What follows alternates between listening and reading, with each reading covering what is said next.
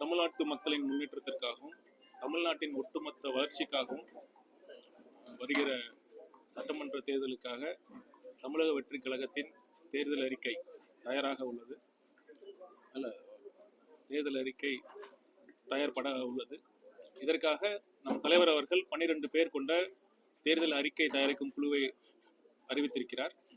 அந்த தேர்தல் அறிக்கை குழுவின் முதல் ஆலோசனை கூட்டம் இன்று பனையூரில் இப்பொழுது நடைபெற்றுக் கொண்டிருக்கிறது.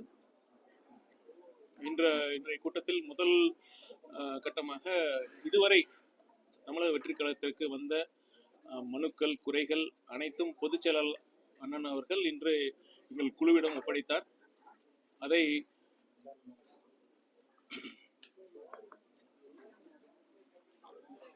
அதை குழுவினர் நாங்கள் அதை தீர படித்து அதற்கான தீர்வுகளை நாங்கள் அறியவிருக்கிறோம்.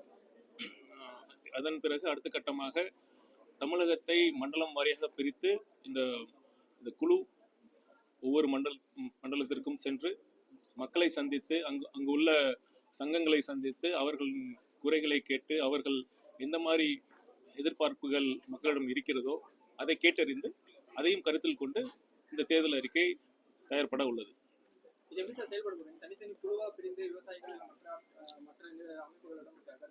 ஆமா, மண்டலம் வாரியாகவும் போவோம். அப்புறம் குழு இருக்கு, சங்கம் இருக்கு, விவசாயிகள் சங்கம், மீனவர்கள் சங்கம், அரசு ஊழியர்கள் சங்கம், ஓட்டுநர்கள் சங்கம், அந்த மாதிரி யார் இருக்காங்களோ அனைத்து சங்கங்களிடம் நாங்கள் கருத்து கேட்டு அவர்களுடைய குறைகள் என்னன்னு கேட்டு நாங்கள் தயாரிப்போம்.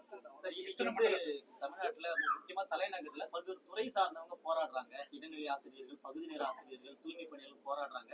இன்னும் அவருடைய கோரிக்கை முழுமையா இன்னும் கொண்டு போய் அவங்களுக்கு சேர்க்கப்படல.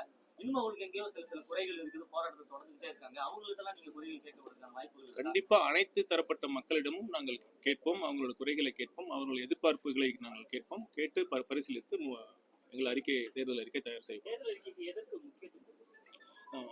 இது ஒரு விஷயம் முன்னதாக நான் சொல்லிக்கொள்ள விரும்புகிறேன். தலைவர் அவர்கள் முதல் எங்களுக்கு ஒரு பிராடான ஒரு விஷயம் சொல்லியிருக்காரு. மதசார்பற்ற சமூக நீதி தான் அடிப்படையாக கொண்டுதான் அந்த தேர்தல் அறிக்கை தயார்பட உள்ளது.